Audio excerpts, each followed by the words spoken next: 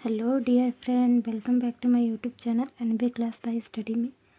आज हमारा unit first या इकाई बोल लीजिए या लेसन बोलिए, आपको जो सूटेबल लगे आप वो बोल सकते हैं। हमारा फर्स्ट लेसन है संख्या तथा संख्या का बोध, अंकों का ज्ञान तथा स्थानीय मान। इसमें हम संख्या तथा संख्या का बोध, अंकों का ज्ञान तथा शून्य का ज्ञान कैसे हुआ, आविष्कार कैसे हुआ तथा अंकों का स्थानीय मान ज्ञात करना सीखेंगे। यह हमारा फर्स्ट चैप्टर है। इसमें हम पूरे अच्छे से बेसिक से सीखेंगे कि क्या है चीज़। पहले तो हम ये जान लेते हैं कि मैथ या गणित का विकास कैसे हुआ। हमने कि मैथ पढ़ना स्टार्ट किया तो गणित के विकास में संख्या का सबसे महत्वपूर्ण स्थान है। सच तो यह है कि संख्या के बिना गणित की कल्पना नहीं की जा सकती। जब पहले कोई मैथ नहीं पढ़ता था, जैसे हमारे पूर्वज हैं, हमारे दादा दादी के भी दादा दादी रहे होंगे, तो उन्होंने मैथ तो पढ़ा नहीं होगा, तो वो अपने उंगलियों पर ही गिन के अपनी संख्याओं का लेन देन या उसका नाप तोल करते थे। तो ये इसका विकास हमारे उंगलियों की ही सहायता से हुआ है, जो आज हम मैथ के विषय में पढ़ते हैं। ओवरऑल यही सब बातें इसमें हम पढ़ेंगे कि संख्या क्या है, संख्यांक क्या है, अंकों का ज्ञान क्या है और शून्य का आविष्कार कैसे हुआ। आपको पता ही होगा कि शून्य का आविष्कार भारत में ही हुआ है, खोज हुआ है। तो हम समझेंगे कि कैसे हुआ है। ये सारी चीज़ें हम इस वीडियो में समझेंगे। चलिए स्टार्ट करते हैं। पहली बात हम संख्या समझ लेते हैं। जिन शब्दों से वस्तुओं की गिनती का बोध होता है उसे संख्या कहते हैं। कहने का मतलब है कि कोई भी वस्तु को हम गिनते हैं ना, कि 1 2 3 4 है या 1 2 3 है, तो यही है कि वो संख्या है। हम किसी चीज़ को गिन सकते हैं, किसी वस्तु को गिन सकते हैं, या कह सकते हैं कि हमने 1 वस्तु खरीदा, हमने 2 वस्तु खरीदा। तो हम किसी चीज़ को आसानी से व्यक्त भी कर सकते हैं, उसी को हम संख्या बोलते हैं। अब दूसरा हम समझते हैं। वैसे ही हमारा संख्यांक है। संख्यांकों को जिन संकेतों द्वारा व्यक्त किया जाता है जिन्हें संख्यांक कहते हैं। संख्यांक का अर्थ है कि संख्या को लिखने के लिए प्रयुक्त अंक। जैसे हम तो बोलते हैं 1 2 3 4, ऐसे हम लिखते भी हैं कि ये 1 है, ये 2 है, ये 3 है, 4 है। तो हम लिख कर, हम गणना कर कर, उसे व्यक्त कर कर हम लिखते हैं, उसी को संख्यांक बोलते हैं। तो देखिए हम कई भाषाओं में लिखते हैं, जैसे कि अन्य राष्ट्रों में देखिएगा तो 1 2 3 4 5 करके लिखते हैं लोग।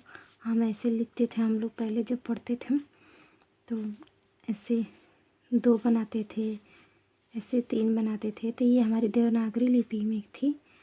तो उसी को हर राष्ट्र में अलग अलग तरह से व्यक्त किया जाता है।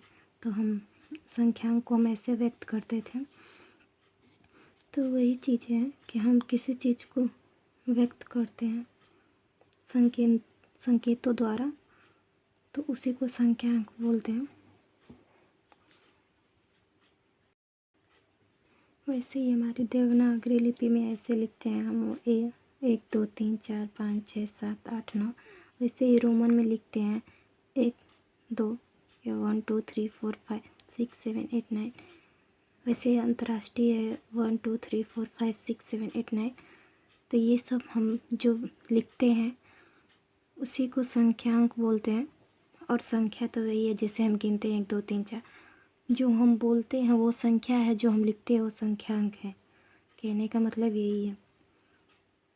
रोमन में बहुत ज़्यादा एग्ज़ाम में पूछा जाता है कि हम 250 को हम कैसे लिख सकते हैं या 15 को कैसे लिख सकते हैं। तो हम आगे समझेंगे कि कैसे लिखा जाता है। पहले हम समझ लेते हैं कि रोमन संख्यांक होता क्या है।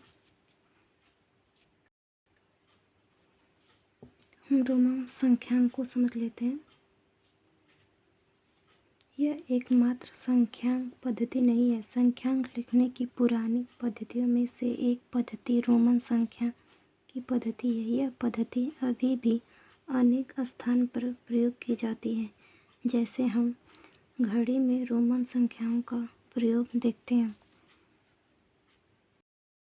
कहने का मतलब है कि हम हाथ में की घड़ी या दीवार घड़ी खरीदते हैं तो हमारा ऐसा ही मिलता है रोमन में। हमारी ड्राइंग अच्छी तो नहीं बनी है पर आपकी समझने लायक तो है।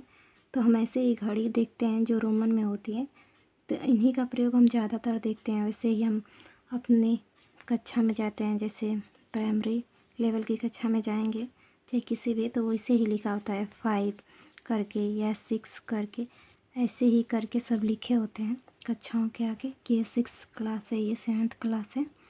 उन्हीं का प्रयोग हम रोमन में करते हैं।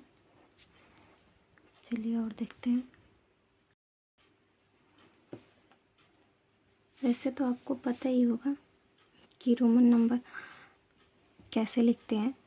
जैसे 10th तक तो आपको पता है।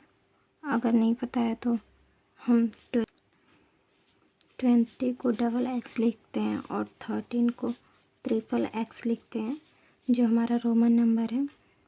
और रोमन नंबर में हमेशा एक बात याद रखिएगा कि कोई भी एक्स 3 बार ही प्रयोग होते हैं। जैसे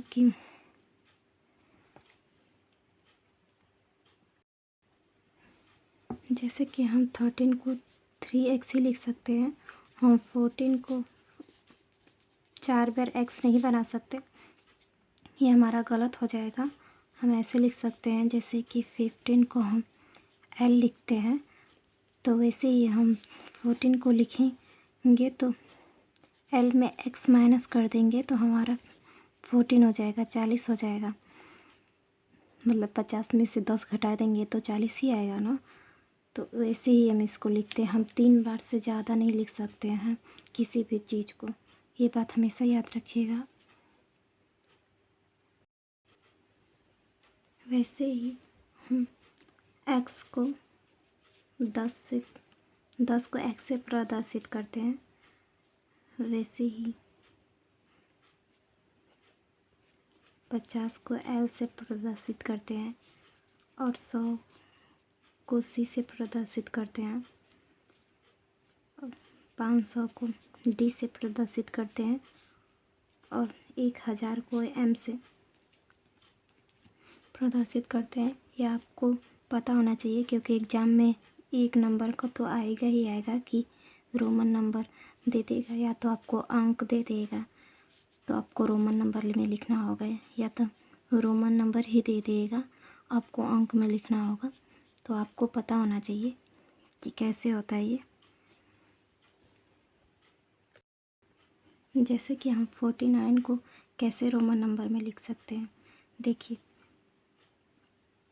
जैसे ये पहले हम इसको तोड़ लेते हैं, ये 40 हो जाएगा प्लस ये 9 हो जाएगा 9। तो हम 40 को कैसे लिखे थे, x और L 50 में से 10 घटा दिए तो हमारा 40 हो जाएगा। अब ऐसे ही 9 को लिखेंगे, 10 में से 1 घटा देंगे तो हमारा 9 हो जाएगा। तो ऐसे ही हम लिख देंगे XL 1x, तो ये हमारा हो जाएगा 49, जो हमारा ये रोमन नंबर में है।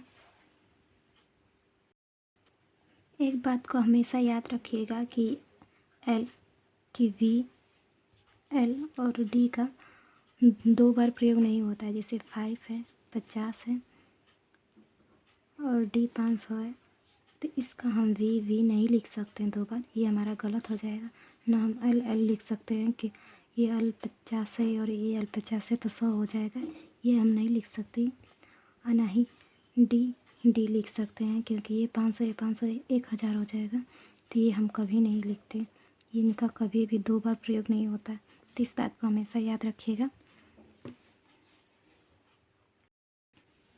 और एक बात समझिएगा कि जैसे 5 है उसके ऊपर बार है, इसको बार बोलते हैं। अगर ये लगता है तो उसमें हमेशा ही 3 जीरो ऐड कर दीजिएगा, वो आपका आंसर आ जाएगा। जैसे 5 है तो इसको हम 5 लिख सकते हैं, इसमें 3 जीरो ऐड कर देंगे तो ये हमारा 5000 हो जाएगा। वैसे ही हमारा L है तो ये हमारा 50 है, इसके ऊपर बार लग गया तो ये हमारा 50 हो गया, उस पर 3 जीरो ऐड करेंगे तो ये 50,000 हो जाएगा। वैसे ही हम किसी भी अंक को लिखेंगे उसके ऊपर बार हो या हमें बनाना हो तो बार लगा सकते हैं। हम बस उसमें 3 जीरो ऐड कर देंगे, वो हमारा आंसर सही हो जाएगा।